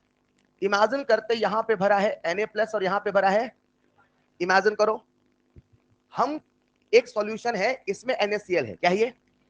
और मुझे इसका रेजिस्टेंस निकालना था। क्या निकालना था? किसका? क्या निकालना है? मैंने यहां भर दिया, भर दो। आप किसका रेजिस्टेंस निकालना चाह रहे हो? NaCl का। तो जो भर रहे हो अंदर वही होना। सोचो अगर ऐसा हो जाए कि आपने भरा NaCl और जादू से हो जाए कुछ और, मान लो NaOH हो जाए, मान लो, तो आप किसका रेजिस्टेंस निकालने चले थे, लेकिन अंदर क्या हो गया? तो जिसका रेजिस्टेंस निकालने चले थे उसी का आएगा कि NaOH का आएगा? यह आपके लिए फायदे का सौदा हुआ कि नुकसान का? आप ऐसा चाहोगे कि नहीं चाहोगे? अगर आप इसमें डीसी सोर्स लगाओगे, अगर आप, और यहां पे 2 प्लेट था, हाँ या ना? कौन सा सोर्स लगाया? अगर लगाया डीसी, मतलब अगर लगाया तो क्या ये माइनस है, क्या ये प्लस है? बोलो ना, क्या माइनस की तरफ प्लस आएगा, क्या प्लस की तरफ माइनस जाएगा? आपने जो मिलाया था वो सॉल्यूशन वो नहीं कुछ और बन, इसी को कहते हैं इलेक्ट्रोलिसिस। क्या कहते हैं? आपने यहां क्या मिलाया था, तो आप क्या रखना चाहोगे? बदलना नहीं। अगर डीसी सोर्स लगाओगे तो अंदर का कंपोजिशन बदल जाएगा, मिलाओगे कुछ हो जाएगा, कुछ रेजिस्टेंस निकालने चले थे किसी का आएगा किसी और का, तो गड़बड़ होगी कि नहीं होगी? ये गड़बड़ ना होने पाए इसीलिए वोल्टेज सोर्स किसका लगाते हैं? एसी का। जब गड़बड़ करना होता है तो डीसी सोर्स लगाते हैं, आज गड़बड़ करना नहीं, उसे बचाना चाहते हो। नहीं समझे? कॉपी में लिखिएगा नेक्स्ट पॉइंट, असर्शन रीजन के फॉर्म में देखते हैं कौन बता पाता है। नेक्स्ट पॉइंट, नेक्स्ट सवाल बोलूं क्या? लिखना assertion in conductivity cell, in conductivity cell voltage source must be, voltage source must be AC। इसका रीजन लिखिएगा, reason if voltage source is DC, अगर वोल्टेज सोर्स DC हुआ, if voltage source is DC then composition of solution, then composition of solution will change, then composition of solution will, रुको जरा, assertion सही है कि गलत? Reason सही है कि गलत? डीसी सोर्स लगाया जाएगा तो सॉल्यूशन का कंपोजिशन बदल, समझे कि नहीं समझे? तो बताओ ये असर्शन रीजन दोनों सही है कि नहीं है? अच्छा एक मिनट, एक बार असर्शन रीजन को करने का तरीका बताता हूं। रीजन को ढको अपने हाथ से, ढको ना। अब जो असर्शन लिखा है उसका रीजन खुद से सोचो, सोचो ना। उसने क्या बोला? In conductivity cell voltage source must be, अब बोलो अपने से, बिकॉज, क्यों क्यों ऐसी होना चाहिए? बिकॉज इफ डीसी होगा तो कंपोजिशन बदल, क्या वही रीजन आ रहा जो लिखा है? तो बताओ reason is the correct explanation of assertion है कि नहीं है? आंसर 1 होगा कि 2? लिख देना 1, दोनों लाइन डिक्टो सेम। एनसीईआरटी लिखी, एनसीईआरटी से सवाल उठाया, आई होप आपको याद रहेगा। अरे याद रहेगा? रुको देखते हैं हमने क्या क्या पढ़ा। आ जाओ जल्दी से कॉपी में सब लोग। हम लोग कौन सा चैप्टर पढ़ रहे हैं? फटाफट फटाफट, कौन सा? जो पूछो बताना। इलेक्ट्रोकेमिकल सेल, गैल्वेनिक सेल, शब्दों को दिमाग में रखो, इन पे सवाल आते हैं। What is the use of this cell? Hello, electrochemical cell दोनों एनर्जी, एक एनर्जी, सी से डबल ई, डबल ई से, हाँ या ना? गैल्वेनिक सेल सी से, हाँ या ना? इलेक्ट्रोलिटिक सेल डबल ई से, कंडक्टिविटी सेल एक ऐसा डिवाइस जिससे क्या निकालोगे? किसका रेजिस्टेंस? इलेक्ट्रोलिटिक सॉल्यूशन का। गैल्वेनिक कंडक्टिविटी सेल में भरोगे, उसे बीच में रखोगे, उससे रेजिस्टेंस आ, क्या आएगा? चलेगा। मतलब अब रेजिस्टेंस निकालने के 2 तरीके, एक ये फॉर्मूला मेथड जिंदाबाद। रेजिस्टेंस निकाल किसका रहे हो? फिजिक्स नहीं चल रहा, मेटल वायर के नहीं निकाल रहे, किसका निकाल रहे? सॉल्यूशन का। क्या निकाल रहे हो? रेजिस्टेंस। इससे भी निकाल, उससे भी निकाल, डन। लिखिएगा नेक्स्ट पॉइंट। कितने शब्द हो गए? कितने हो गए? दूसरे नंबर पे कौन था? ऐसे याद रखना है, ठीक है? लिखिएगा नेक्स्ट टर्म। अभी हम क्या पढ़ रहे हैं, चैप्टर पढ़ रहे हैं कि टर्मिनोलॉजी? जो चैप्टर का ही हिस्सा है, और उससे मैंने क्लासिफाई ऐसा किया है कि ऐसा लगे कि भाई साहब ये शब्द हमें याद होने चाहिए। बोलो बेटा। एक बच्चा कह रहा है कि सर प्लेटिनम बोला आपने, क्या इसके पीछे क्या लॉजिक है? आएगा समझ में। आपको प्लेटिनम बोलने का मन नहीं, लिख दो यहां कुछ था। क्या था यहाँ पे? कुछ था। अभी उससे कोई मतलब नहीं। लिखिएगा नेक्स्ट रेजिस्टेंस। लिखिएगा नेक्स्ट। ए रुको, आज किसका रेजिस्टेंस निकालने वाले हो? मैटर वायर का कि सॉल्यूशन का? चलेगा। जिस दिन हमने जाना ये ओम्स लॉ को फॉलो करता है, किसको फॉलो करता है? वो फिजिक्स के सारे शब्द यहां उतर आए, ऐसा लग रहा था जैसे फिजिक्स चल रही है, मगर फिजिक्स नहीं, क्या चल रही? केमिस्ट्री। क्योंकि आज यहाँ पे वायर नहीं, कौन है? इलेक्ट्रोलिटिक सॉल्यूशन, और वो भी ओम्स लॉ को फॉलो करता है। ये बहुत सारी रिसर्च के बाद पता चला। Is this clear? एक मिनट एक मिनट। रेजिस्टेंस सुना है, कंडक्टेंस सुना है, रेजिस्टिविटी सुना है, ये शायद आपने फिजिक्स में सुना है, वो सब केमिस्ट्री में आने वाला है, और एक इलेक्ट्रोलिटिक सॉल्यूशन के लिए सब वैलिड है। सबसे पहला शब्द क्या लिखा? ये अच्छा गुण है कि बुरा गुण है? ये करंट के फ्लो को इजी करता है कि अपोज करता है? लेकिन अब प्रॉपर्टी, किसकी प्रॉपर्टी? आपकी कि मेरी? सॉल्यूशन की। लिखो, आपकी प्रॉपर्टी तो नींद है। लिखिए प्रॉपर्टी ऑफ सॉल्यूशन। कुछ कह रहे हाँ सर सही बोला आपने sir. Property of solution, property of solution. पूरे इलेक्ट्रोकेमिस्ट्री से अगर यही एआर आया एक, मेरी बात समझना, जो चीजें नहीं आई हैं उन्हें भी देखा करो, जो रिपीट हो रही है उन्हें भी देखा करो।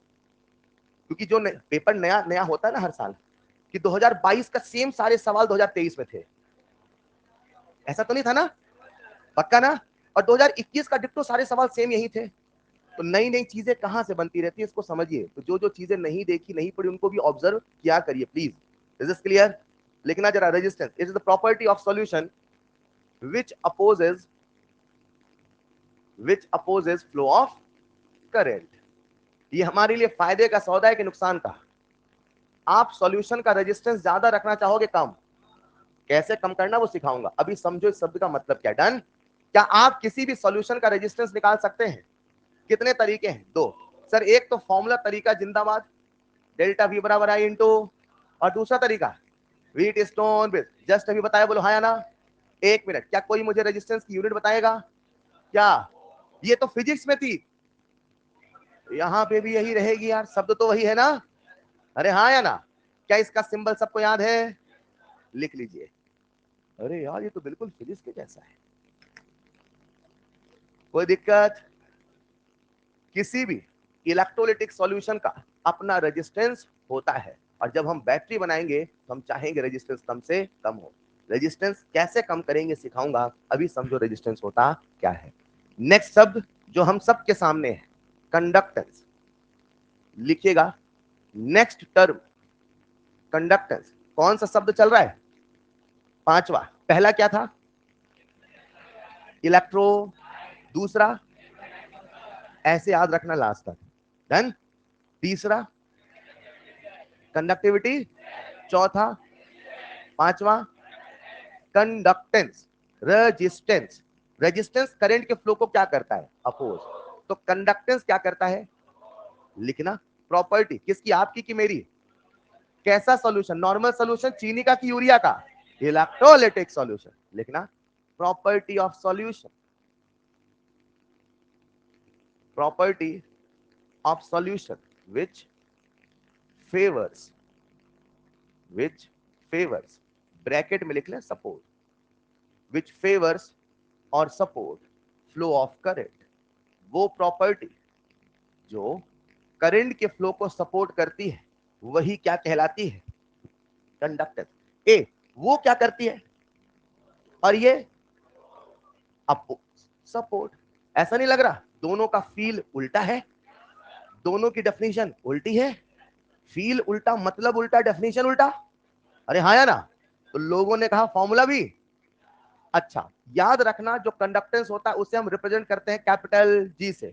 लिख लेना वहीं पे। ए रेजिस्टेंस का सिंबल बोलो, कंडक्टेंस का जी। बिल्कुल सब कुछ वही जो आपकी फिजिक्स में। लिख लीजिएगा जी बराबर 1/, कितना आसान है। फील उल्टा मतलब उल्टा, डेफिनेशन उल्टा, फॉर्मूला भी लिख लेना। जी बराबर 1/, तो दुनिया वालों अगर सब कुछ उल्टा तो क्या कहते हो यूनिट के बारे में? वो भी उल्टा, हाँ या ना? रुकना जरा, उसकी यूनिट क्या थी? ओम। तो ये हो जाएगा ओम इनवर्स। एग्री और नॉट?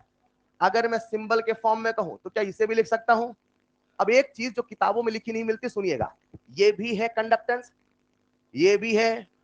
लोगों ने कहा फील उल्टा, डेफिनेशन उल्टा, मतलब उल्टा, तो ऐसा करो ना इसे भी लिख दो उल्टा। तो लोगों ने कहना शुरू कर दिया इधर से पढ़ो उल्टा, मतलब मोह। कुछ और विचारक आए, बोले डेफिनेशन उल्टा, फील उल्टा, मतलब, बोले सिंबल भी कर दो उल्टा। बोले उल्टा कैसे? बोले ऐसे करके लिख दो। मजाक नहीं, सच्चाई यादों को पता नहीं होगा, अच्छा ऐसा भी है क्या? ये भी क्या है? मोह। ये भी क्या है? कंडक्टर। इतने में एसआई यूनिट वाले आए, बोले भाई साहब मजाक चल रहा है क्या? कितनी कितनी यूनिट हो गई? तो एसआई ने कहा आज से इसकी जो एसआई यूनिट क्या मानी जाएगी? साइन। हाँ हाँ, बस बस बस, अरे बहुत टैलेंटेड आप, लिख लो बस।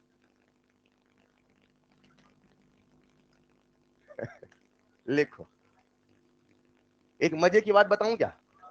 बताता हूं। एक छोटा सवाल लिखिए।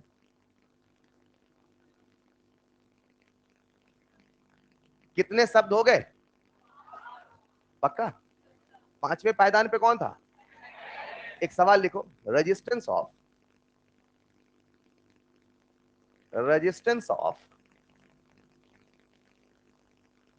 100 ml of electrolytic solution, resistance of 100 ml of electrolytic, कितना ml है? कैसे निकाला होगा? वो सर भरा भरा होगा, वहां रखा होगा, हाँ या ना? Resistance of 100 ml of electrolytic solution is 50 ohm. कितना ओम है? 50। Then calculate conductance of the solution. क्या आप उसका कंडक्टेंस निकाल लोगे? ये आपके लिए बहुत बेसिक हो सकता है, लेकिन अगर आप इसे फील करो तो मजा आएगा। पता क्या? अगर व्हीट स्टोन ब्रिज से रेजिस्टेंस निकाला जा सकता है तो बाकी सब कुछ भी निकाला जा। अभी एक ही शब्द पढ़ा, अभी बाकी शब्द आने वाले हैं। कंडक्टेंस निकाल पाए कि नहीं निकाल पाए? लेकिन हमने इससे कंडक्टेंस निकाला था कि रेजिस्टेंस निकाला था? रजिस्टेंस। लेकिन रेजिस्टेंस आते ही कंडक्टेंस भी आ। यार रुको ना, ये सब हम कर क्या रहे, क्या चल रहा? रेजिस्टेंस कंडक्टेंस क्या है ये किसी भी इलेक्ट्रोलिटिक सॉल्यूशन की प्रॉपर्टीज है। क्या है ये? सर इन प्रॉपर्टीज को जानना क्यों जरूरी है? इन प्रॉपर्टीज को जानना इसलिए जरूरी है, तभी तो आप बैटरी को कंट्रोल कर पाओगे, कभी उसका रेजिस्टेंस बढ़ा तो कभी घटा पाओगे। पहले समझो तो सही आखिर वो है क्या। नहीं समझे? अरे बोलो ना यार। फिलहाल क्या कंडक्टेंस का फॉर्मूला 1/R कितना आया? 1/50। यानी कितना आया? 0.02। क्या न्यूटन, साइमन या ओम इनवर्स चलेगा? बढ़िया। कितने शब्द हो गए? कितने हो गए? कितने हो गए? बोलो ना। ठीक है, तो अपने जो दिमाग में वो बोलना है, ठीक। आ जाओ आगे बढ़े। क्या रेजिस्टेंस सबको क्लियर है? कंडक्टेंस क्लियर है? एक बात बताओ, आज मेटालिक वायर चल रहा कि सॉल्यूशन? ये कोई नॉर्मल सॉल्यूशन है कि इलेक्ट्रोलिटिक सॉल्यूशन? उसके अंदर आयन है कि फ्री आयन? जो मूव करते हैं, जब उन्हें मजबूर किया जाता है, जब वो मूव करते हैं तो बिजली दौड़ती है, हाँ या ना? लिखिएगा नेक्स्ट, रजिस्टिविटी। अरे ये भी सुना सुना लग रहा है क्या? कि सुना सुना लग रहा है? लिखो रजिस्टिविटी, जिसे कई दफा कहा जाता है स्पेसिफिक रेजिस्टेंस। किसी भी इलेक्ट्रोलिटिक सॉल्यूशन की सबसे अहम प्रॉपर्टीज में से एक property resistivity, which is also known as specific, represented by रो। लिख लीजिएगा। इसका जो सिंबल है वो क्या है? रो। एक मिनट रुकते हैं। सबसे पहले बता दूं एनसीईआरटी क्या कहता है। एनसीईआरटी साफ साफ लिखता है जो रजिस्टिविटी है वही स्पेसिफिक रेजिस्टेंस है। वो क्या है बताता हूं। जो रजिस्टिविटी है वही स्पेसिफिक। लेकिन एनसीईआरटी नेक्स्ट लाइन में यही लिखता है कि आईयूपीएसी वालों ने कहा, आईयूपीएसी रिकमेंड्स, रिकमेंड का मतलब सजेशन दिया, मानो नहीं मानो आपकी इच्छा है। IUPAC recommends use of resistivity over specific. दोनों एक हैं कि अलग हैं? एक है। लेकिन फिर भी उसने कहा बोलचाल की भाषा में क्या बोलना? किसने बोला?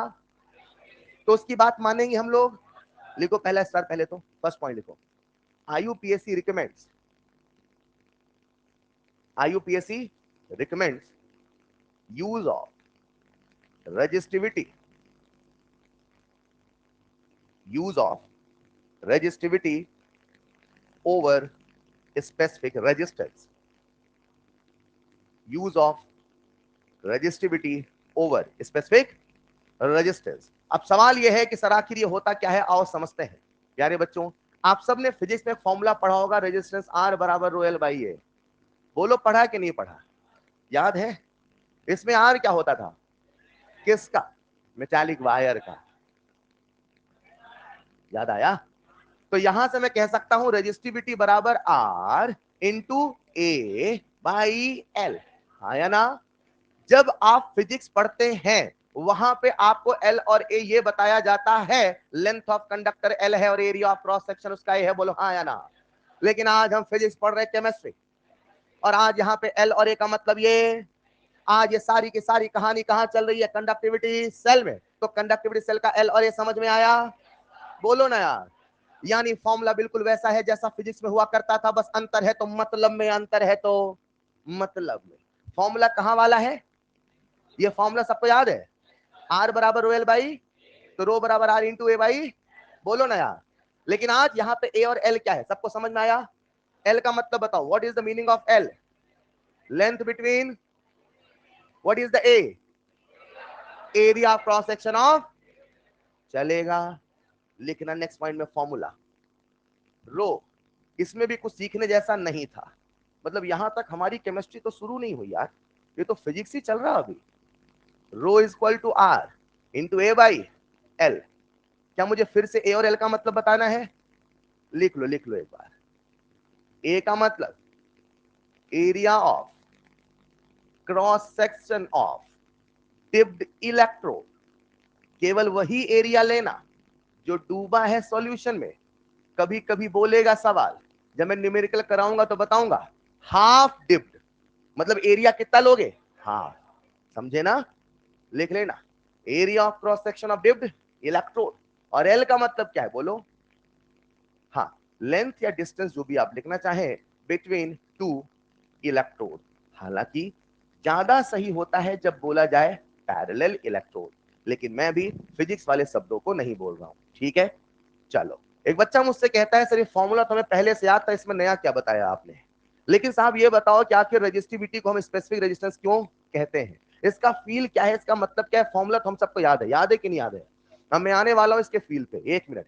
क्या आप सबको रेजिस्टेंस का फील आता है? करंट के फ्लो को अपोज करना कि सपोर्ट करना? क्या आप सबको कंडक्टेंस का फील आता है? करंट के फ्लो को अपोज करना, सपोर्ट, इन दोनों का फील हमें आता? बोलो हाँ या ना? मैं आप सबको फील बताने वाला हूं रेजिस्टिविटी का, जरा सुनिएगा। रेजिस्टिविटी का दूसरा नाम क्या है? स्पेसिफिक, मतलब जो रेजिस्टिविटी है किसी स्पेसिफिक कंडीशन पर रेजिस्टेंस के जैसा है। हेलो? किसी स्पेसिफिक रेजिस्टेंस के, रेजिस्टेंस नहीं है, किसी स्पेसिफिक रेजिस्टेंस के। मैंने शायद सॉल्यूशन में कहा था, फिर कहता हूं, जब भी किसी के नाम के साथ स्पेसिफिक आता है, क्या आता है? क्या आता है? क्या आता है? तो बाकी सभी पैरामीटर को वन माना। चलेगा। एक बार पूरी क्लास थोड़ा सा फील करना, आ जाओ सब लोग। एक बात बताओ, जब हम लोग बैटरी बनाएंगे, क्या बनाएंगे? तो उसमें इलेक्ट्रोड के बीच में दूरी मीटर मीटर में रखें कि सेंटीमीटर में? मतलब 3-3 मीटर की बैटरी बनाए। लोग खरीदने आए तो ट्रक व्रक लेके आए, बोले कहां जा रहे? बोले बैटरी लेने जा रहे हैं। तो बैटरी छोटी छोटी बनाए कि बड़ी बड़ी घर जैसी? तो जो लेंथ बिटवीन इलेक्ट्रोड हम लोग मीटर में रखें कि सेंटीमीटर में? लेकिन लेंथ की एसआई यूनिट, लेकिन हम लोग क्या रखेंगे? सेंटीमीटर। एसआई यूनिट नहीं बोल के हम बोलेंगे प्रैक्टिकल यूनिट। क्या बोलेंगे? अब थोड़ा फील करना, कर रहे हो क्या? आ जाओ सब लोग। एक बार लेंथ को 1 सेंटीमीटर मानो, मानो, रखो हाथ में 1 सेंटीमीटर। कितना बड़ा? कितना? चलेगा। अब एरिया 1 सेंटीमीटर स्क्वायर मानो। अभी कहा माना आपने? इधर देखो, मैं मान रहा हूं एल बराबर 1 सेंटीमीटर। चलेगा। मैं एसआई यूनिट बातें नहीं कर रहा हूं, मैं प्रैक्टिकल यूनिट बातें कर रहा हूं। चलेगा। और मैंने आपके सामने एरिया लिखा 1 सेंटीमीटर स्क्वायर। डन। ये एरिया किसका area? Cross section of electrode ना? अच्छी बताओ, जब एरिया 1 सेंटीमीटर है और लेंथ 1 सेंटीमीटर है तो पूरा का पूरा जो सेटअप है मुझे लगता है ऐसा कुछ बनेगा क्यूब के जैसा। बोलो ना यार, ये जो क्यूब बना इसमें एरिया क्रॉस सेक्शन कितना है? कितना है? दो के बीच की दूरी कितनी है? तो ये जो वॉल्यूम आएगा बोलो कितना आएगा? क्या इसका वॉल्यूम 1 सेंटीमीटर क्यूब आएगा? एक 1 सेंटीमीटर क्यूब का क्यूब इमेजिन करो, एक 1 सेंटीमीटर क्यूब का क्यूब इमेजिन करो अपने सामने, इमेजिन रखो अपने सामने, मत रख लिया इतना बड़ा, क्या रखा? रखा ही रखा। अब इधर देखना जरा, ये सबको सॉल्यूशन दिख रहा है? इस सॉल्यूशन के अंदर 1 सेंटीमीटर क्यूब का क्यूब इमेजिन करो, कर लो ना, कितना छोटा होगा? होगा कि नहीं होगा? नहीं समझ पाए? अंदर सॉल्यूशन भरा है कि नहीं भरा है? वो क्यूब बाहर निकालो, क्या बाहर आया? उसमें अंदर सॉल्यूशन है कि नहीं है? कितना सॉल्यूशन होगा? ये बढ़िया सवाल आपने पूछा सर। 1 सेंटीमीटर क्यूब बराबर 1 ml होता है कि नहीं होता? तो 1 सेंटीमीटर क्यूब में कितना सोल्यूशन होगा? 1 ml। हाँ या ना? ये पूरा सोल्यूशन 1 ml है क्या? हाँ, ये भी 1 ml ही है ना? ये पूरा सोल्यूशन 1 ml है क्या? मैं इसमें से 1 ml निकाला जा, 1 सेंटीमीटर क्यूब माना जा, वो जो छोटा सा क्यूब है उसके अंदर सोल्यूशन है कि नहीं है? उसके अंदर आयन है कि नहीं है? आई आई आई है कि नहीं है? रेजिस्टेंस है कि नहीं है? उसको निकाल सकते हो नहीं निकाल सकते? क्या उसे भी यहाँ पे व्हीट स्टोन ब्रिज में निकाला जा सकता है? ये जो 1 सेंटीमीटर क्यूब का रेजिस्टेंस है, ये जो 1 सेंटीमीटर क्यूब का रेजिस्टेंस, वही रेजिस्टिविटी है। क्या है वो? यानी रेजिस्टिविटी कोई नई चीज, रेजिस्टेंस ही, मगर 1 सेंटीमीटर नहीं समझे। अब बच्चे मुझसे कह सकते हैं सर आपने तो प्रैक्टिकल यूनिट में डिफाइन किया, एसआई यूनिट में करो। बिल्कुल कर सकते हो, लेकिन फिर से मैं यूनिट एंड डायमेंशन नहीं पढ़ा रहा हूं, मैं इलेक्ट्रोकेमिस्ट्री पढ़ा रहा हूं। नहीं समझे? हमें क्या चलना है यहाँ पे? प्रैक्टिकल यूनिट में। किसमें चलना है? हेलो, एक मिनट, पूरी क्लास आ जाओ जल्दी से। क्या मुझे इसकी यूनिट बता दोगे? बताओ ना क्या है इसकी यूनिट? बोलो। एरिया किस में ले, मीटर में कि सेंटीमीटर में? मीटर लोगे एसआई आएगा, लेकिन मैं एसआई यूनिट नहीं पढ़ा रहा हूं। चलेगा? क्या ये सेंटीमीटर स्क्वायर है? क्या सेंटीमीटर है? कैंसिल होके बोलो यूनिट। ओम सेंटी। क्या इसे हम स्पेसिफिक रेजिस्टेंस भी बोलते हैं?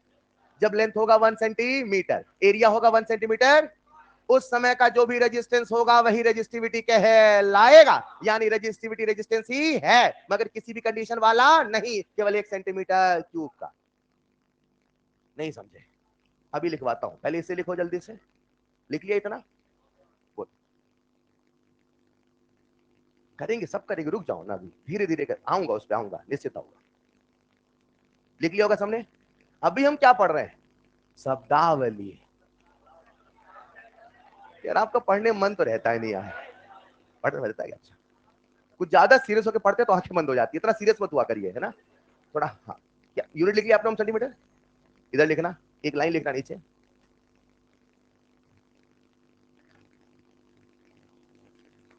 कितने शब्द हो गए? भूलने लगे? 10 तक आते तो भूल जाओगे दूसरे नंबर पे क्या आता है ना? हाँ? ऐसा नहीं है, जब अपन ऐसा करते हैं ना, ऑफ कोर्स मैं आपसे नंबरिंग पूछ के बस आपका ध्यान पूरी तरीके से क्लास में रखना चाहता हूँ। जब आप ये सोचते रहोगे ना 1 2 3 4 5 6, तो आपका नोट्स पूरा रिवाइज होता रहेगा, बस यही इंटेंशन। ये पूछ के ऑफ कोर्स एग्जाम में थोड़ी आएगा तुम्हारे नोट्स के दूसरे नंबर पे क्या था, मगर वो आपका ध्यान क्लास में बना रहेगा। That's the main focus. समझ पा रहे हो क्या? नीचे एक लाइन लिखिएगा, वो लोकल लैंग्वेज बोलो अपनी लोकल देसी भाषा में। तो आप लिखना यानी कि देखो, हाँ नीचे लिखना है यानी कि रेजिस्टिविटी, यानी कि रेजिस्टिविटी रेजिस्टेंस ही है, यानी कि रेजिस्टिविटी रेजिस्टेंस ही है, मगर यानी कि रेजिस्टिविटी रेजिस्टेंस ही है, मगर 1 सेंटीमीटर क्यूब सॉल्यूशन का,